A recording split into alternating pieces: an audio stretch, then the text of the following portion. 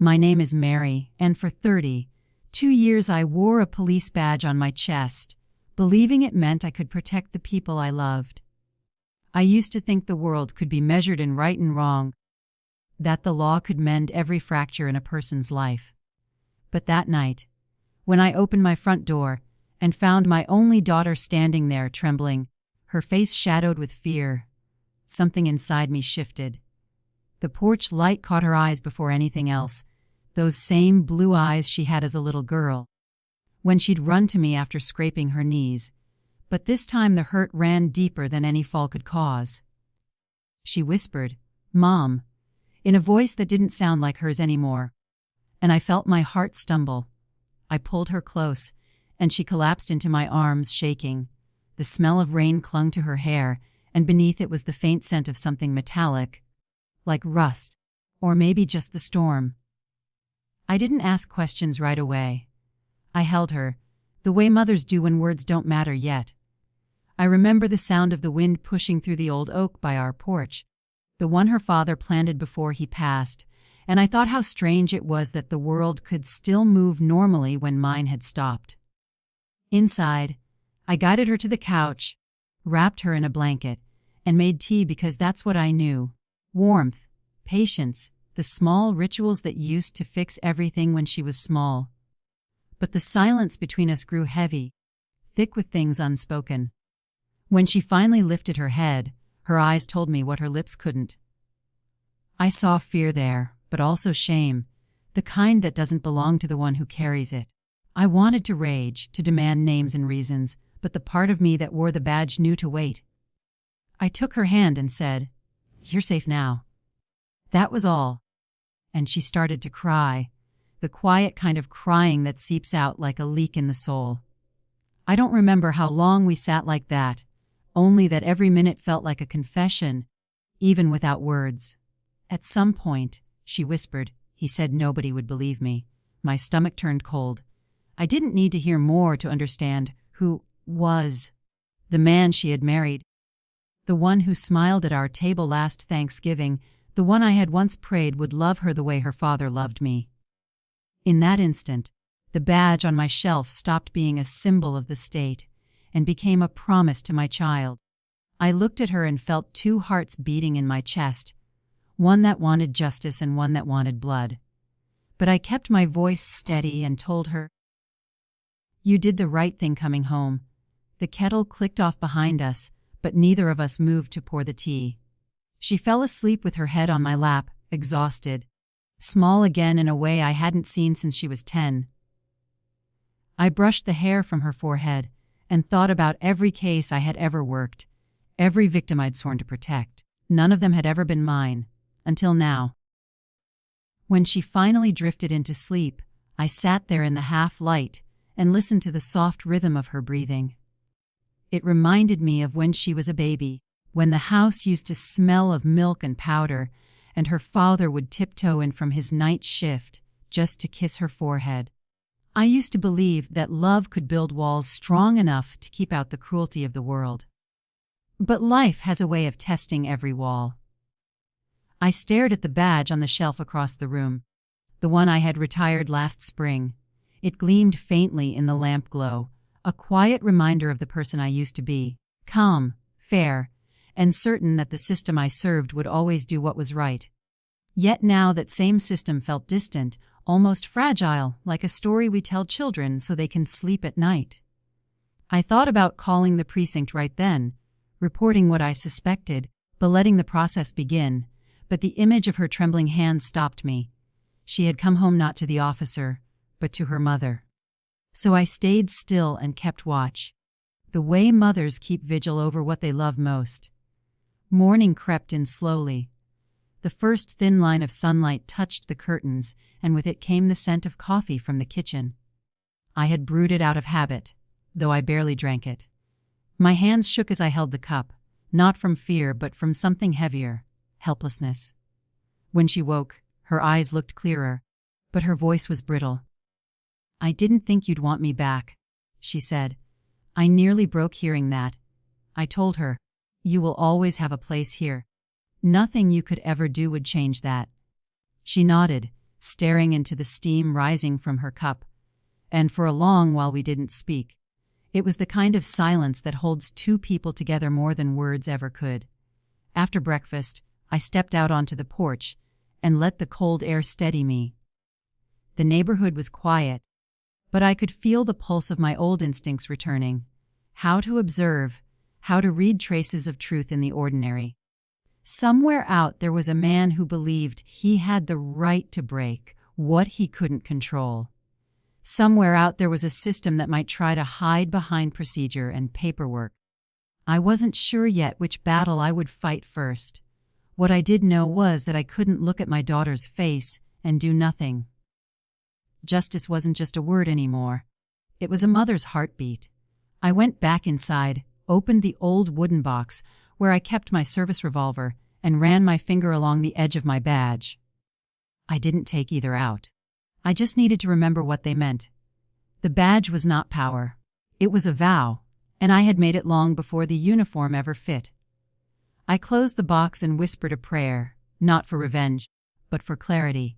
Then I looked at my daughter again and promised myself that no matter how tangled this path became, I would walk it.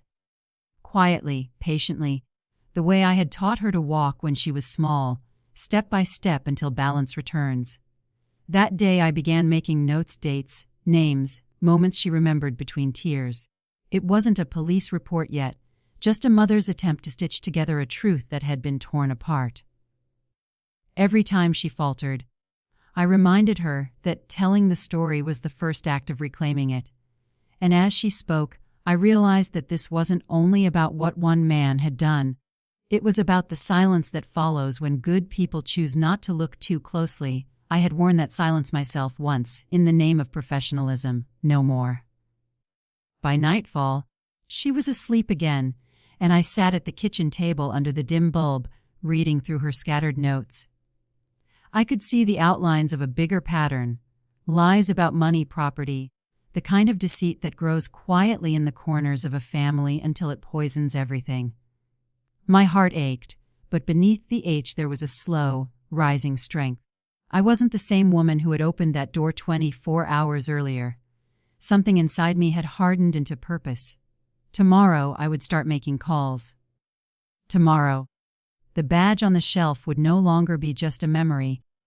The next morning I woke before the sun, the way I used to when a big case was waiting. The house was still, except for the faint hum of the refrigerator and the soft ticking of the wall clock. Sounds that suddenly felt louder in the emptiness. I moved carefully so I wouldn't wake her. But as I passed the couch, I paused. She was sleeping peacefully for the first time in months, her face soft in the dim light, and I realized how much strength hides inside fragility. That image steadied me. I brewed a pot of coffee and sat at the table with my old notebook. The pages smelled faintly of leather and dust, and the sight of my own handwriting from years ago, the neat block letters of an officer who still believed in order, almost made me smile. I wrote down the first simple truth she came home. Then I wrote the second, he will not hurt her again. From there, the list grew longer. Dates, phone numbers, small clues I remembered from family gatherings. I wasn't planning revenge. I was building a map of justice, one piece at a time. By mid-morning I called my old partner Jim, now a sergeant at the precinct. He was surprised to hear from me. "Mary, I thought you were enjoying retirement," he said. I told him there was something personal I needed to look into, that I wasn't ready to file anything yet, but needed to know what procedures had changed. He listened quietly, and though I didn't name names, I knew he understood. "Just be careful," he said finally. "Sometimes the truth has friends you don't expect."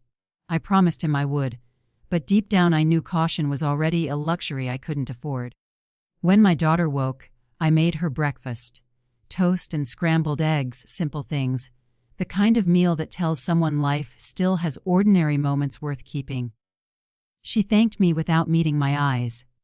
I told her I was going out for a few errands and that she should rest. She nodded, still fragile, but there was a spark of relief when I mentioned groceries, as if the normal routine gave her permission to breathe again. I left the house, got in the car, and drove without turning on the radio. The town looked the same. Kids waiting for the school bus. The same cracked sidewalks. The same red brick courthouse. But it felt different now. Every street carried echoes of questions I hadn't asked before. I stopped by the library, where I used to gather public records. Old habits die hard. I requested a few property and business filings under her husband's name, just routine copies anyone could access. As I waited, I watched the morning light filtering through the blinds, cutting the dust into thin silver lines. When the clerk handed me the documents, I thanked her and tucked them into my bag without reading them right away. I didn't need proof to believe her story. I needed proof to make others believe it. Back home, she was sitting on the porch steps, wrapped in a shawl, staring at the yard. She looked up when she heard the car. "Did you get what you needed?" she asked. I smiled softly. "Not yet, but I'm getting closer." I joined her on the steps, and we sat there in silence for a while, the sun warming our shoulders. A bluebird landed on the fence, and for a moment we both watched it hop along the rail, wings trembling. "You used to tell me they were signs of hope," she said. I nodded. I still believe that. That night, after she went to bed, I spread the papers across the kitchen table. The dates didn't add up. There were transactions signed after the time she said he'd isolated her. Checks written in her name but cashed elsewhere. It wasn't just cruelty, it was theft, slow and calculated. The betrayal ran through numbers and signatures, not just through bruises and lies. My heart ached, but the ache sharpened my focus. For years I'd taught recruits to follow the paper trail when emotions clouded the view. Now I followed my own advice. Each document was a breadcrumb leading out of the darkness. When the clock struck midnight, I closed the folder and leaned back. The house was silent except for the low creak of wood settling. I realized then that this fight wouldn't be won with anger. It would take patience, precision, and a mother's endurance. The kind that outlasts every storm. I looked toward her bedroom door and whispered, "We're going to be okay." It wasn't a promise I made lightly. It was a vow I intended to keep. I woke before dawn again, the air cool and thin, the kind that makes a house sound bigger than it is. And as I sat up, I realized the first thing I looked for wasn't the clock, but the faint outline of the badge resting on the shelf across the room. Catching what little light filtered through the curtains, and for the first time in months, I didn't see it as a reminder of what I'd left behind, but as something waiting to be used. I made coffee, the cheap kind that tastes like work, and I sat at the kitchen table with the folder of documents spread out before me, my reading glasses sliding down my nose, and I thought about how many times I'd told young officers that the smallest detail was the one that broke a case wide open. Now I was the one searching for that detail. Each paper, each signature, felt like a small confession written in ink, and I could almost hear his voice in the neat strokes of her name that he'd forged. My hands trembled, not with fear but with restraint, because a part of me, the part that had buried partners, testified in courtrooms, and comforted victims, knew that anger without evidence was a waste of fire. I needed to be steady. So I took a breath, opened a clean notebook, and began writing as if I were drafting a report for my own heart dates, bank numbers, the name of the lawyer who had handled her inheritance after her father died. The more I wrote, the clearer it became that this wasn't only about a cruel husband, but a network of quiet thieves who'd learned how to smile in daylight and steal in the dark. I drove to town and parked across from the law office, the same red, brick building where I'd once sworn in a new recruit. And as I sat there watching the door, I wondered how many people walked through it, thinking justice was a service you could simply purchase. When I finally went in, the receptionist looked up with that polite distance people keep for retirees, and when I mentioned the lawyer's name, her expression flickered just enough for me to notice. "He wasn't there. Out of town," she said. But his assistant was, and the young man who greeted me had the nervous hands of someone who knows more than he should. I asked simple questions. Nothing that would raise alarms, Just the kind a mother might ask while sorting out family papers, but every answer he gave made the knot in my stomach tighten. When I left, I didn't go home right away. I sat in the car behind the grocery store and called Jim again. "You ever run into a lawyer named Hale?" I asked. There was a pause, the kind of silence that tells you the answer before the words arrive. "You should tread lightly, Mary," he said at last. "He's got friends in places you don't want to poke." I thanked him, hung up, and for a long minute I just stared at my reflection in the rearview mirror, studying the lines time had carved into my face. It struck me that those lines weren't just age, they were the map of every promise I'd ever kept. Back home, my daughter was sitting by the window sketching, something she hadn't done since college, and the sight of it broke me a little. In a good way. I kissed the top of her head and told her I had some errands to finish. She smiled faintly, and for the first time her smile reached her eyes. In my room, I took the badge from the shelf, felt its cool weight in my palm, and whispered, "One last case." I didn't pin it to my shirt. I didn't need to. The badge wasn't metal. It was memory, and memory was stronger than steel. That night I wrote a letter to myself, a habit I'd picked up years ago whenever a case blurred the line between duty and heart. Remember why you started. Remember who you're fighting for. Justice is slow, but it keeps its word. When I finished, I slipped the note under the badge and turned off the light. The house settled into quiet again, but it wasn't the silence of fear anymore. It was the stillness before movement, the pause a heart takes right before it begins to fight back. When the doctors finally told me she'd be okay, that the worst had passed, I sat in that sterile hospital room and stared at the badge lying on my lap, the one that used to mean justice, order, and fairness, but now it just felt like a hollow piece of metal mocking me for all the rules I'd ever believed in. I thought about how many times I'd told others that the system works, that truth finds its way, but staring at my daughter lying there, pale and still, I knew those words were as empty as the echo in that cold room. I remembered her as a little girl running through our yard, hair flying, laughter chasing the wind, and now I could barely recognize the woman who had once been so full of life. Every time I blinked, I saw her smile from the day of her wedding, that innocent hope in her eyes, and it broke something deep inside me to realize that same love had turned into her undoing. I promised her quietly that night that I would never let her suffer again, that no one would ever touch her spirit without answering to me. I didn't tell anyone what I planned to do, not even my colleagues, because this wasn't a matter for police reports or courtrooms. It was a matter of a mother's soul. When I came home the next morning, the house felt wrong, hollow, like the walls were keeping secrets. His photograph was still hanging in the hallway, the one from the wedding where he looked like a man who'd won the world, and I took it down without hesitation, setting it face down on the counter, unable to bear his grin. I poured myself a cup of coffee, but it tasted like ash, and I just sat there staring at the badge on the table, wondering what kind of justice existed in a world where men like him walked free while women like my daughter broke in silence. I knew his kind, men who wore charm like armor, who smiled their way through lies, who made people believe they were incapable of cruelty. But I'd seen beneath that smile now, and I wasn't afraid.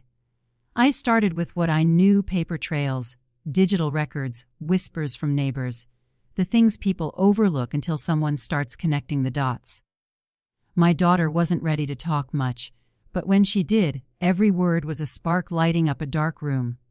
Money had gone missing from her accounts. Her name had been forged on documents tied to her late father's estate. It wasn't just abuse. It was theft, manipulation, betrayal wrapped in love's disguise. I spent nights digging through files, tracing signatures, checking dates, building a map of deceit that stretched further than I'd imagined. Each discovery tightened my chest, but it also gave me strength. I wasn't acting out of anger anymore. It was something colder, steadier purpose. I'd always believed justice was blind, But maybe it just refused to see the truth unless someone forced its eyes open. I knew his family had influence, friends in the right places, and money that made trouble disappear.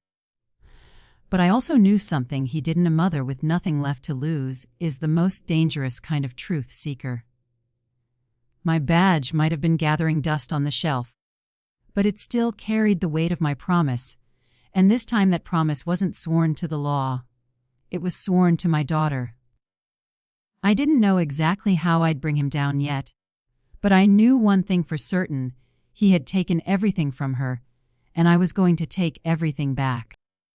I started noticing the way people looked at me differently, the way conversations quieted when I walked into the grocery store or the diner, as if my grief and anger had become a story they were all too eager to whisper about. And maybe it had, because small towns like ours feed on gossip like air. But I didn't care. I'd learned that silence is sometimes the loudest thing you can use against people who think they know everything. I'd stopped wearing my badge in public. It stayed in the drawer beside my bed. But people still remembered what it meant, and that alone was enough to make them nervous. I didn't confront anyone, not yet, but I watched and listened. Every errand became reconnaissance, every familiar face a potential clue. I found out that my son-in-law had been meeting with a local attorney, someone who handled property disputes and wills, and suddenly all those lost documents my daughter mentioned started to make sense. I visited the courthouse under the pretense of checking an old case file, and when I passed through those halls I'd once walked with purpose and pride, I felt the ghosts of every victim I'd ever promised to help. I found what I was looking for: a record of a transfer, a quiet transaction made just 2 months before their marriage. My daughter's signature was there, or rather, a version of it, neat and perfect in a way she'd never written. My heart pounded, not from shock but from validation. I'd been right. I made copies, slipped them into my bag, and left without a word. On the way home, I drove past his family's estate, that big white house with trimmed hedges and smiling windows, and I thought about how appearances had always protected them, how people with power could make lies look like tradition. But the world was changing, and I was done playing by rules that only protected the guilty. When I got home, my daughter was sitting up for the first time in days. Her face was still pale, but her eyes, those eyes that once sparkled with innocence, were sharper now, almost steely. She asked me what I was doing, and I told her the truth that I was building a case. She looked scared, not for herself but for me. She knew the kind of men we were dealing with, the kind who smiled while they destroyed you. But I told her something then that even surprised me. I said that justice doesn't always come from a courtroom.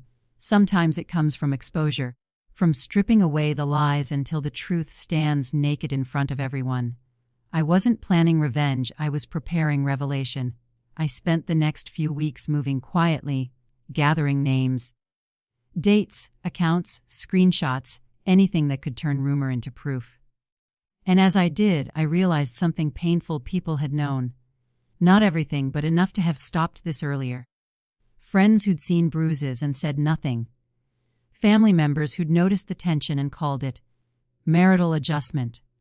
Even I had played my part in that silence. That realization cut deeper than anything else, because it showed me how often love and denial share the same heartbeat. So I decided I wouldn't hide anymore. I started talking, not about the abuse itself, but about what it means when a community looks away. My words spread faster than I expected. People came to me with their own stories, their own daughters and sisters and neighbors who'd suffered quietly. It wasn't about my daughter anymore. It was about all of us. And the more people spoke, the less power he had. His charm began to crack, his smile strained in public, his family stopped showing up at church. It was subtle, but I could feel it. Justice shifting, awakening. I didn't have to raise my voice. I just had to let the truth breathe. I remember the first time I saw him again after everything began to unravel. It was at the town's annual fall market, that small event where everyone pretends life is simple. where the scent of cinnamon rolls hides the rot of secrets. And he was there, standing beside his mother like nothing had ever happened, greeting people with that same polished smile that had once fooled my daughter and nearly fooled me too. But now when our eyes met, his faltered for just a second, and that second told me everything. I was no longer the woman he could intimidate. I didn't say a word. I didn't need to. The weight of silence is heavy when someone knows you've seen through them. I walked past him slowly, not out of fear, but to let him feel the cold of my presence. My hands were steady, my heart calm, and I realized then that fear was something I'd buried the night I made my promise in that hospital room. That afternoon, I went home and opened a folder I'd been building for weeks. The kind of folder that could ruin a man's life. Inside were copies of falsified documents, phone records linking him to hidden accounts, even messages that hinted at affairs and bribes. It wasn't enough for court yet, but it was enough for the truth to start leaking. I began sharing pieces of it anonymously, sending them to people who mattered: a local journalist with a conscience, an accountant who hated corruption, even a friend in the mayor's office who owed me a favor from years back. I didn't hide my tracks completely because part of me wanted him to know it was me, wanted him to lie awake wondering when the next crack would appear in his perfect facade. The town started talking again, only this time it wasn't whispers. It was speculation, suspicion, outrage. His family tried to suppress it, calling it slander, but truth has a way of echoing once it's set free. My daughter grew stronger each day. She started going outside again. Sitting on the porch with a blanket around her shoulders, watching the sun set like she was relearning how to breathe. Sometimes she asked me if I regretted any of it, if I missed the simplicity of before, and I told her no, because that simplicity was a lie built on silence. I'd rather live with noise and scars than peace built on pretending. One evening, I caught her smiling softly as she looked at me, and she said, "You're different now, Mom." Maybe she meant colder, maybe stronger, I don't know, but she was right. I wasn't the same woman who used to believe justice came with procedure and paperwork. I'd seen how fragile the truth could be when left in the wrong hands. Still, I didn't want revenge to poison me, so I made sure to remember why I started all this. It wasn't to destroy him. It was to protect her, to rebuild her faith that not all power is cruel. That night, I lit a candle in the living room, something I hadn't done since my husband passed, and I let the flame dance as I thought about all the people who'd come to me quietly, thanking me for speaking out. It reminded me that courage doesn't always roar. Sometimes, it whispers through a mother's steady voice that refuses to break. I didn't know what would happen next. Whether he'd fight back, whether the system would finally take notice. But I knew one thing with absolute certainty. I'd already won in the ways that mattered, because for the first time in a long time, my daughter slept peacefully, and the house, once heavy with sorrow, felt alive again with something I thought we'd lost forever: hope. The morning the first article came out, I was sipping coffee by the kitchen window, watching the light spread over the trees, when my phone started buzzing non-stop. Calls, messages, emails, all carrying the same shock that I'd felt months ago when my daughter showed up on that doorstep. But this time the shock wasn't mine to bear, it was his. The journalist I'd trusted had done her homework. She'd checked everything, verified every signature, every date, every false claim that tied his name to my daughter's pain. And now it was printed for everyone to see, black and white truth against the bright backdrop of a quiet town that suddenly wasn't quiet anymore. I didn't feel satisfaction. What I felt was something softer, something like release, like I'd been holding my breath for years and finally exhaled. My daughter read it too, her hands trembling slightly as she scrolled, and when she finished, she didn't cry. She just leaned against me, whispering, "It's out there now, Mom." And that was enough. But truth never spreads evenly, it seeps. And sometimes it stains. The people who once smiled at him in church now avoided his gaze. The local bank started asking questions. his business partners began distancing themselves quietly. Yet, power never falls without a fight. Within days, his family's lawyer issued statements calling it all fabricated, a vengeful smear campaign led by a disgraced officer. They thought those words would sting, but they didn't. I'd already made peace with losing reputation if it meant gaining justice. I'd walked into fire before. This was just a different kind of heat.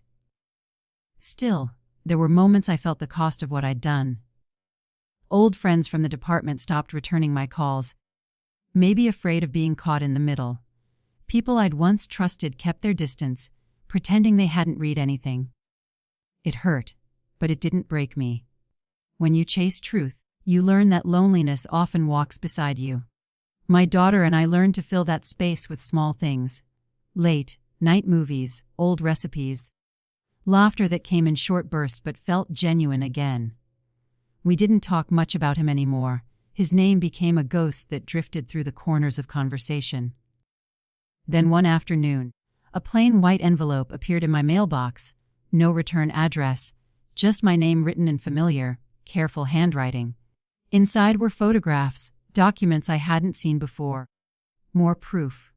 Bank transfers, property deeds, even a letter he'd written to someone that confirmed his lies. Whoever sent it knew what I was doing, maybe even supported it from the shadows. For a moment, I felt the chill of being watched, but then I realized something else. Sometimes justice isn't a lone battle, it's a quiet alliance of those who are tired of pretending. I took the envelope to my daughter and told her this wasn't over yet. Her eyes met mine, not afraid this time but steady, strong. And I realized she'd inherited more from me than I thought. The quiet kind of courage that blooms after heartbreak. That night, I sat at the table with everything spread before me, all the threads of deceit connecting into a web that was finally visible, and I understood that I didn't have to destroy him myself. The truth was already doing that job. I just had to keep going until every piece was in the open, until silence had nowhere left to hide. The days after the second article felt strangely quiet, like the town was holding its breath, waiting to see which way the wind would blow, and for the first time in a long time, I wasn't chasing anything. I was watching, waiting, letting the truth find its own rhythm. My daughter had started painting again, something she hadn't done since before the wedding, her brush moving softly across the canvas in the living room while I brewed coffee and tried to act normal, but normal didn't exist anymore. It had been stripped away, replaced by something rawer but more honest. Then one evening, as the sun dipped low behind the trees, I heard tires crunching on the gravel outside, and when I looked out the window, I saw his car parked at the edge of the driveway. For a heartbeat, the air froze. I could see him through the windshield, just sitting there, staring at the house. Maybe trying to summon the courage to come up the steps, or maybe daring me to come out. My first instinct was fear, but it didn't last long. Fear can't survive in the same room as purpose. I walked outside slowly, the cold air biting my face, and I didn't say a word.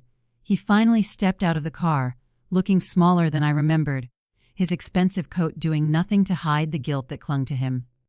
"You've ruined everything," he said, voice shaking between anger and desperation, and I almost laughed because he still didn't understand.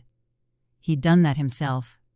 I told him I wasn't the one who'd stolen, lied, or hurt anyone, and for a second I saw something flicker in his eyes, not remorse but fear, the kind that comes when a man realizes the truth he built his world on has turned against him. He took a step closer, and my hand went instinctively to the badge I wasn't wearing, but I stood my ground. I told him to leave before I called the police, and when he hesitated, I added quietly, "You already know what happens when you push me." He left then, slamming the car door, tires spitting gravel as he sped away, and I just stood there in the fading light, trembling not from fear, but from the weight of everything we'd endured. When I went back inside, my daughter was standing in the doorway, her face pale but composed. She didn't ask what he said. She didn't need to. We sat together on the couch, the sound of the night settling around us, and for the first time, I felt something shift inside me. This fight had started as revenge, born from anger and grief, but it had turned into something different now. A reclamation. I wasn't just taking justice for my daughter, I was taking back every piece of myself that the years of silence had worn down. Over the next few weeks, more people came forward, some with stories, some with information, each one adding another thread to the web of truth. The attorney who'd helped him falsify documents resigned suddenly. Rumors spread about internal investigations, and his family's company began to crumble from the inside. I didn't gloat. I didn't celebrate. I just kept moving, one step at a time, because I knew this wasn't over yet. The storm had broken, yes, but storms don't end when the rain stops. They end when the air is finally clean. And I was going to make sure it was. It was strange how justice, once it starts to roll, gathers its own kind of momentum, like a river carving new paths through stubborn rock, and as the weeks turned into months, I began to see how the lies that had once been buried were now surfacing one by one, unstoppable. The town that used to look away was now watching. Not out of curiosity this time, but out of reckoning, as if realizing how close they'd all come to letting a monster hide in plain sight. The local news picked up the story, and before long it reached bigger outlets, names and details spreading farther than I ever expected. And while the attention brought danger, it also brought light, the kind that forces truth into places where darkness had gotten too comfortable. I started getting letters.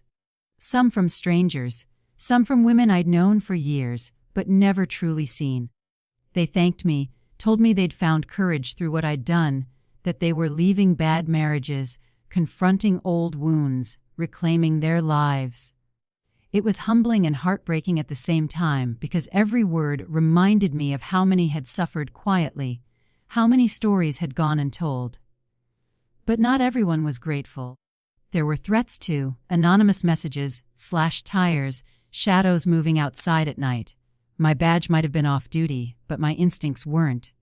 I installed cameras, changed locks, kept the lights on.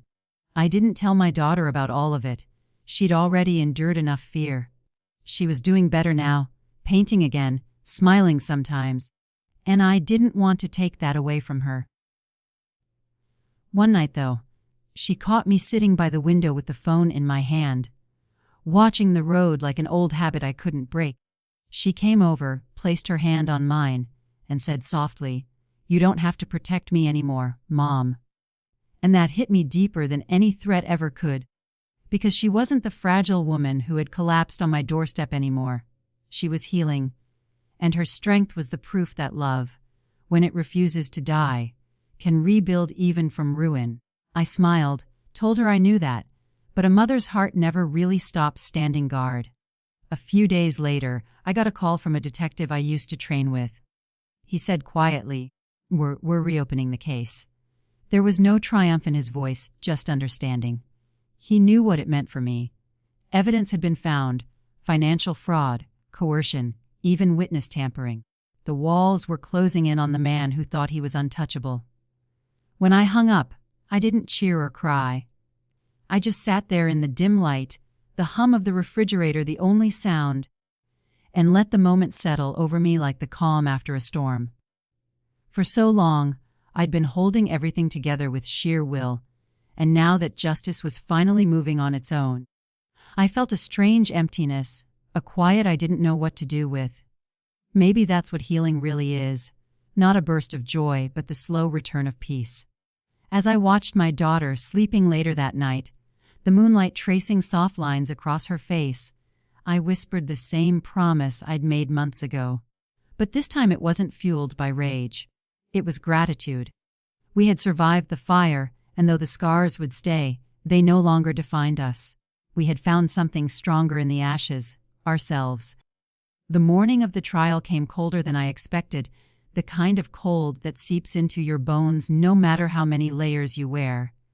And as I stood outside the courthouse, watching the sun crawl up over the town I'd once loved and feared in equal measure, I realized how long it had been since I'd just breathed without thinking.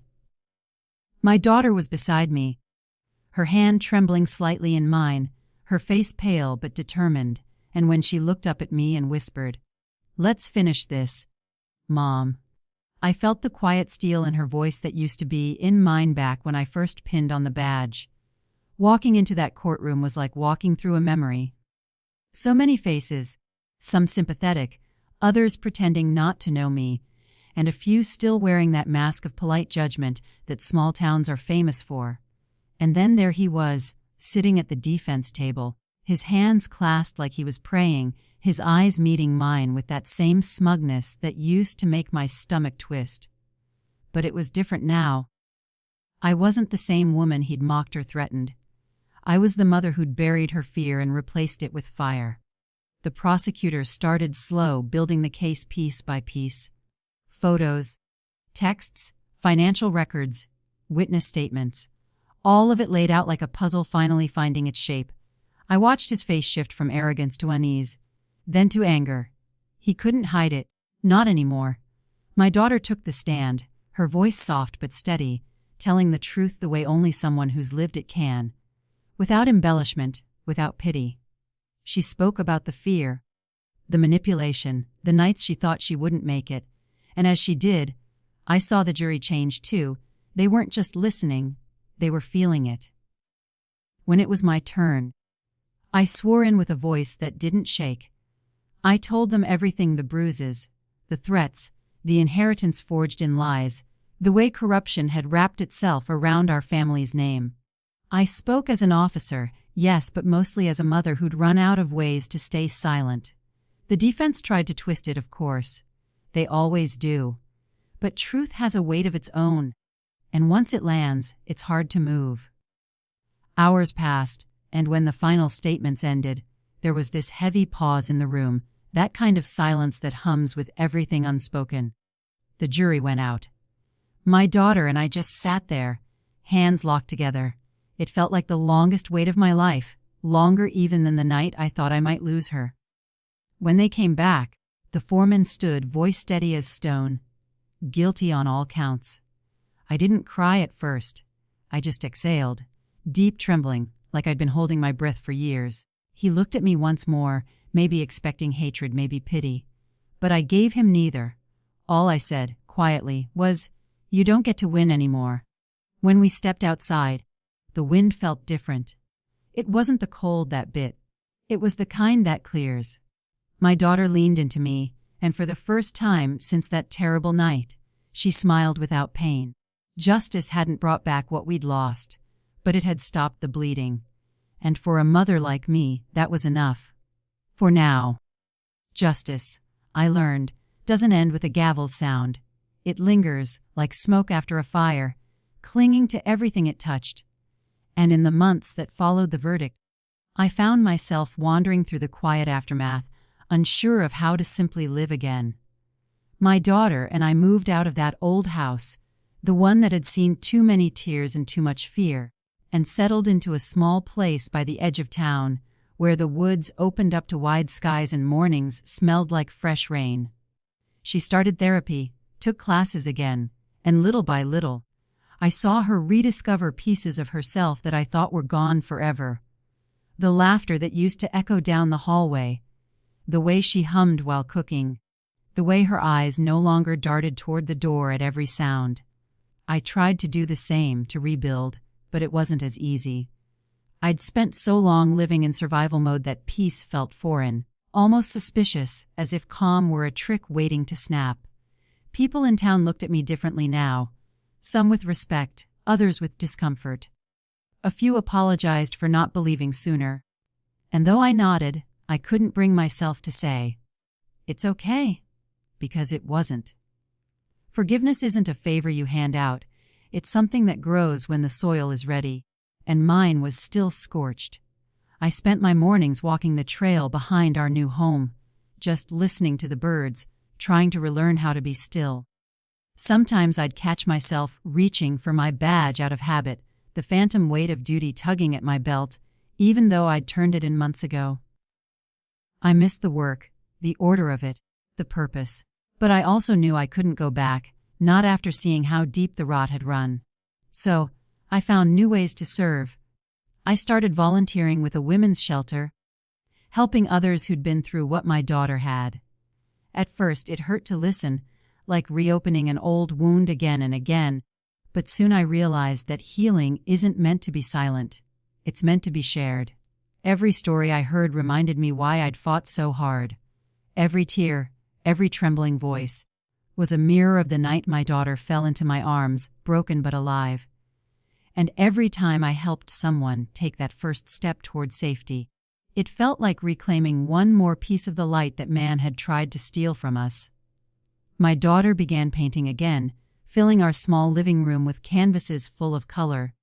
Sunsets, oceans, faces, hope. One afternoon, she showed me a painting of two women standing back to back, surrounded by fire but smiling. "That's us," she said softly. And I couldn't hold back the tears.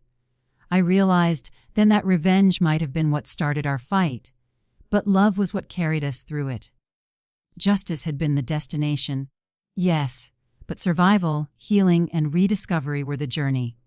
And as the sun set outside our window that evening, painting the world in gold, I whispered to her, "We made it, sweetheart." For the first time in years, I truly believed it.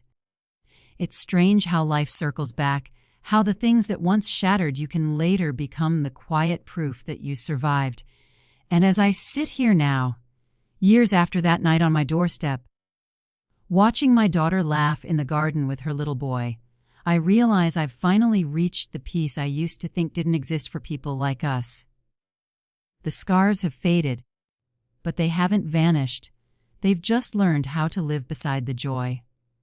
My grandson runs to me, his tiny hands sticky from the apple he's been eating, his laughter bubbling through the air like a song I never knew I needed. I lift him into my arms, and when he looks at me with those same eyes his mother had as a child, bright, curious, full of trust, I feel something deep inside me mend completely. My daughter's husband now is a good man, kind and patient, the kind who listens more than he speaks. And though it took me time to trust that, I see it now in the way he treats her, with gentleness, not control, with respect, not fear. Sometimes, late at night, I still think about the man who hurt her, about the years we lost and the pieces of ourselves we had to rebuild. But the anger doesn't burn anymore. It's just a cold memory, one that taught me what love looks like when it refuses to give up. I visit the cemetery sometimes, not his grave, but my parents'. I tell them everything, how their granddaughter survived, how she's thriving, how the truth finally came out and stayed out. I tell them that the badge they raised me to honor didn't just serve the law, it served my family, too. Because when I swore to uphold justice, I never knew it would lead me into a battle this personal. But I kept that promise, to protect, to stand firm, to bring light into the dark, and maybe that's what the badge was always meant to symbolize. Not just authority, but love with a backbone. My daughter once asked me if I'd do it all again, knowing the cost. I told her yes, without hesitation, because a mother's oath isn't written on paper. It's carved into her heart. And even when the world tries to take everything from you, that kind of love doesn't break. It just changes shape, sharpens, strengthens. Now, when I tuck my grandson into bed, and he asks me why Grandma was a police officer, I smile and tell him, because someone has to keep their promises. He nods, sleepy but curious, and whispers, like you did for Mom. And I say, exactly, sweetheart. He drifts off, and I sit there for a while, listening to his soft breathing, watching the moonlight spill across the floor. The world outside still holds cruelty, still spins with its share of injustice. But for us, for this little family rebuilt from ashes, it's calm now. And as I finally lean back, letting the years of fight slip off my shoulders, I whisper the words I once said through tears, this time with a steady voice and a full heart. He thought a badge was just a piece of metal, but it was a promise, and I kept it.